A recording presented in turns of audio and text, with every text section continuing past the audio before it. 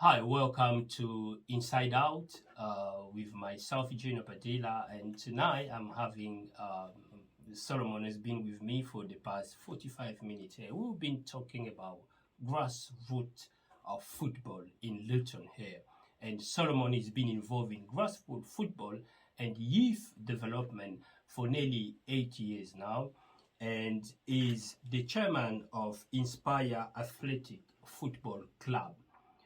Salma, we were talking we're talking about the support um, that some young talented players are required. The support can be financially, social, even uh, mental health support in terms of helping young people who are talented but they cannot go further in terms of playing in elite football club. And you set up with some local organization, Inspire Athletic Football Club. So you were saying that almost from your own data, 20 young players who are needed support in Luton here. So how much roughly do you require? Well, if you do the maths, for one player is about £600. So we have 20 players. So if you look at 10 players, that's £6,000, and then 20 players, you're looking at times that by two. So that's £12,000. But at the end of the day, £12 that will you require annually. Yearly. Annually, yeah, it's just a 1 year program, but I mean, it's not all the 20 players, so we just factor it to one player. So if we get sponsors for one or two players, that's more than enough. But it's not a lot, £12,000 to support young. No, it's not enough. This is why we're looking at the initiative to get the community to be involved. How can community can be involved? Well, it's by creating the awareness of this problem. How to create an awareness, Solomon? This is what we're doing, like stuff like that, talking about it, we're showcasing these players. The key thing that I do is try to showcase. So you set up exhibition matches, you talk about disabilities, and then obviously you look at academies where players are coming down, and then you want players to come up as well. You drive that awareness to say, look, Luton has a bunch of talented players. Some of them are just a bit shortchanged. Because it's a doggy dog world out there, and spaces in this academy is limited to specifics. You might go to an academy where the coach might just not like you. It's got nothing to do with your ability on the day. It's just about his own feelings. Yeah, his own feelings on the day. So what does it happen as well? Of course, when the boy is talented, but the coach doesn't. Yeah, they're not feeling the individual, So we've created. But how can you transform the coach feelings to like? Well, you can't. So see, the thing is, at the end of the day, what you do is you make sure that child constantly remains in that realm. He's constantly exhibiting his prowess, constantly playing. This is what we're looking at. But if he's disliked, he's not going to change anything. Well, no, you're talking about one specific setup. One specific. But if you have a child who's constantly playing his trade, is constantly training and is ready, you know he's ready. So you can speak to other people, you can tell other people to come and have a look at him. But the main thing is that you're giving that child the support they need. So it's not really about whether they get into a setup or not. It's just making sure that child doesn't lose that zeal. It doesn't lose that drive. Yeah, it doesn't lose that drive, and his mental state of mind is always constant there, because at some point they will pick it up. Example is, if for instance we have funding to drive 10 boys ahead, we have £6,000 to drive 10 boys ahead. So what you get for that £6,000 is those boys will train at least twice a week. They will be trained by UEFA coaches, because we've done the maths and everything. They will be training in local places they know they train all. So they know that they're getting this training. It's like getting a scholarship. Are there enough facilities here? Oh yeah, there's enough facilities everywhere. You just need to book it, and then the coaches. There's enough coaches everywhere. You just need to book their time as well.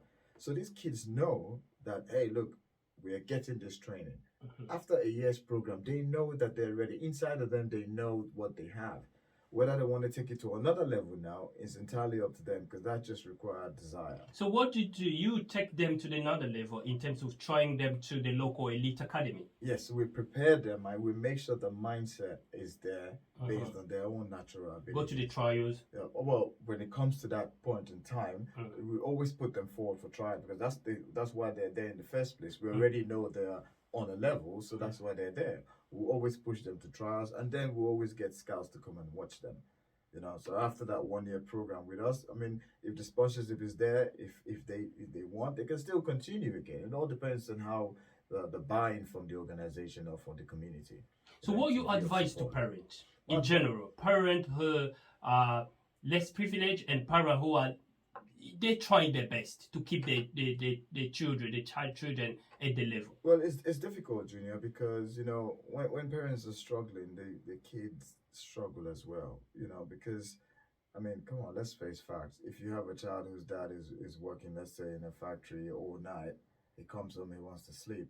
He's not gonna have time to go want to kick a ball with his son and during the day. He wants to just sleep and you need time to rest.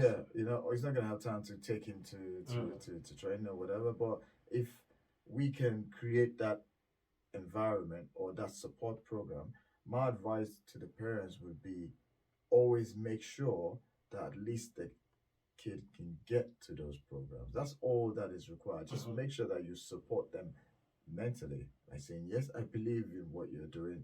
Go out there. There's a program there. Just make sure you're always there. Keep that focus and keep training. Does the support, the funding make coverage as well, collecting children for their home setting to the club? Because I know you mentioned something crucial. There are some parents who maybe the public transport is too difficult at certain time and certain weather. When it's cold, November, December, they're taking childhood, the weather already. I mean, there's examples of clubs out there doing amazing things for grassroots football. There's a particular club in London called the White Stars. So White Stars Academy. It's run by a friend of mine called Ali. It's an amazing setup they have. It's similar to what we're trying to replicate here. They actually have a bus. So, so this has been funded by parents and people. They put together money and they bought a bus. So if a child can or the parent can take a child to matches or these programs, they pick the child up. That's what it's for. So these are kind of things that we are looking to explore for Luton. Can we have a community development program? Very important. Where it's not just the club, it's the community trying to, exhibit that we care about this grassroots football in here. It doesn't matter what club you belong to. You can be in Luton Sporting, you can be in Luton United or Luton Nations or Inspire. If you're on the level, let's see if we can create, programs out there to enhance the abilities of these boys in preparation for the next level, or if they're coming down from a level, to either soft landing or scaling them up. Do you see any of the local Luton talented playing in an England team in the future? Well, the question is why not? I mean, if you look at the likes of all them Jack Wilshere, who those guys are around the corner from us, and there's a few other players now who are really doing well. There's this Newville guy who I think just signed. It all boils down to the player's desire. If a child is saying, I want to play for England, and he has the desire in his heart, everybody knows that. There's nothing that would stop him. Definitely.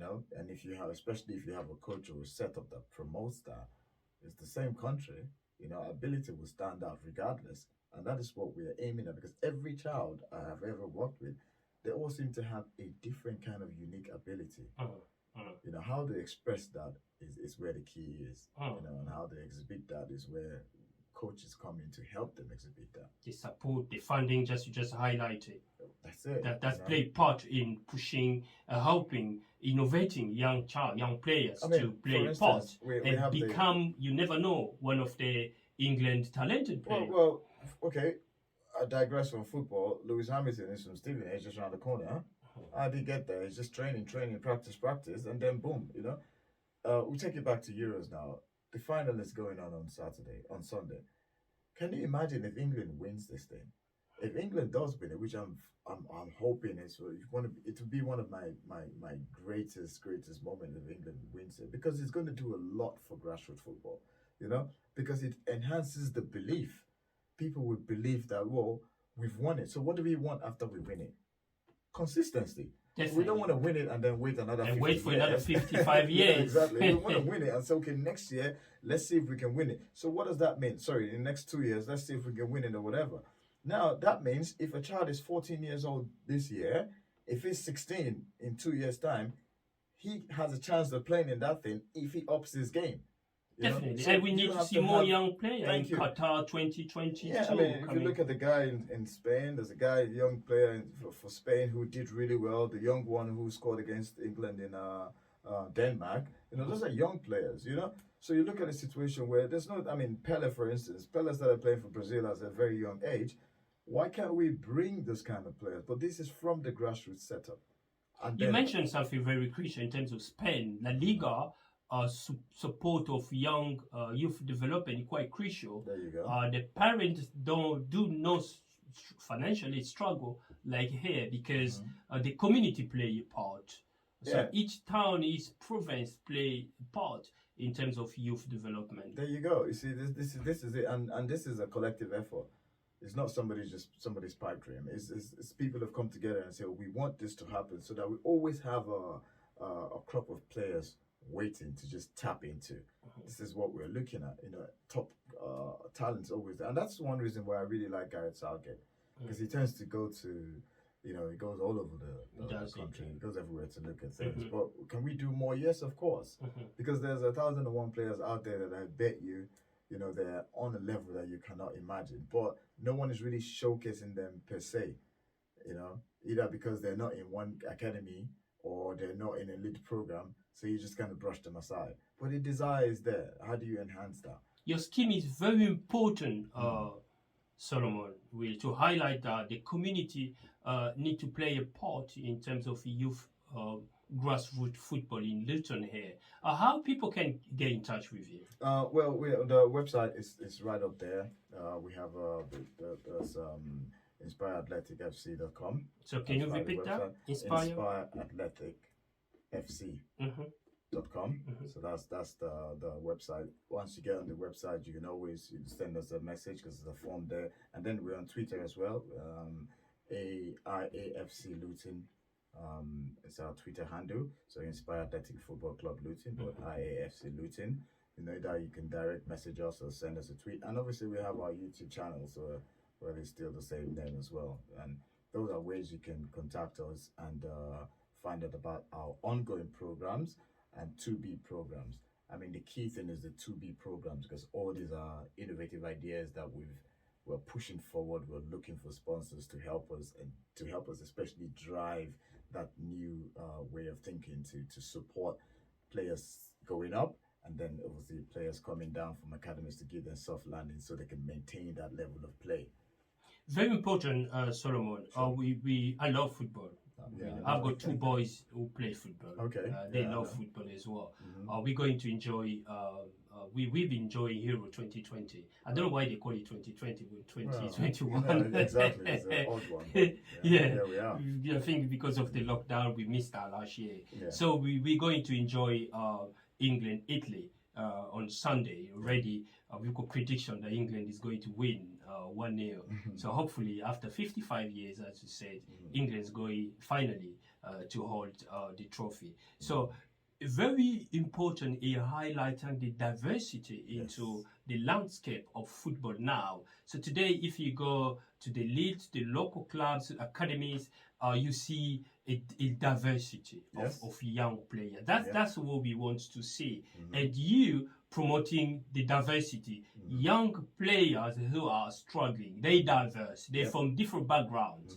But the only issue is financially, emotionally as well, because they need support in terms of mental health. So that will Inspire Athletic Football Club in Luton is doing it now. So you need support from the local community, from the institution or organization to help you assist young players, talented young players who cannot be progressed because of the struggle they are facing. And you just highlighting that we do have a website? Yeah, we do have a website.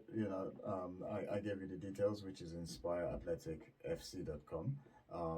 COVID really highlighted a lot of difficulties for us, and this is one of the reasons why we're pushing now. Because I mean, a lot of clubs shut down after COVID. We still managed to keep afloat, simply because we kept training going. Any opportunities we had, I mean, we even spend our own individual money just to make sure we had training going on for these kids. But now that we're kind of, fingers crossed, we're coming out of it, we want to accelerate that, by introducing these programs, these support programs. So if we have the funding to get the right equipment, to get the right coaches, to support these kids, and who knows, they might be in a situation where, football would always be their number one fallback outside of their academic work in terms of progress. Very important, Solomon. This is one-off. We will let you go today, but it's very important. We'll be bringing it in a regular basis to be talking about that topic. It's crucial. I think Euro 2020 or Euro 2021 highlight many issues around grassroots of football in Luton here. And we've been AUK Radio covering issues around grassroots football here. So we had quite a lot of views, different views. And coming from your perspective as a coach, as a chairman of Inspire Athletic Football Club in Luton, and you've been involved in coaching of young people for almost 8 years now, and you are aspiring authors as well. Oh yeah, that's are you planning to launch a book for young people for football or different perspective? Oh no, it's a book on leadership, decision making and leadership. It was due to be launched last year on the 25th of June, but obviously COVID came, and I thought, well, we'll park it for a year because it's a pandemic. It's never happened in 100 years. So I think some things might need to go in there, because a lot of decisions were made during the COVID, and the book is about decision making. So those decisions have to go back into the book. So yeah, and I'm looking to, fingers crossed, roll that out just before September. Thank you, Solomon. Thank you for joining us on Inside Out at AUK Radio. Thank you very much. And we're hoping to have you next time. Yes, that would be excellent. No problem at all. Thank you for listening to us. So this show is quite important in terms of grassroots football. There's a lot of young people in Luton here who are on grassroots football, including my two boys as well. They are listening to this show because I'll rang them and say, hey, guys, listen, please tune in. I'm having a coach who knows your passion, he knows what you're doing, he knows your requirement. Please listen. If you want to ask a question, do so. I think they asked a few questions. The production, they haven't sent me anything. I think they are listening where they are because they are working from home because of the current restriction. By the meantime, I'll say bye-bye. Thank you for listening. We're going to have Solomon. We'll sit down with the production team. We're going to have Solomon, obviously, in the next time to come. No problem at all. Thank you for listening to us. Bye-bye. Thanks, everyone. Bye.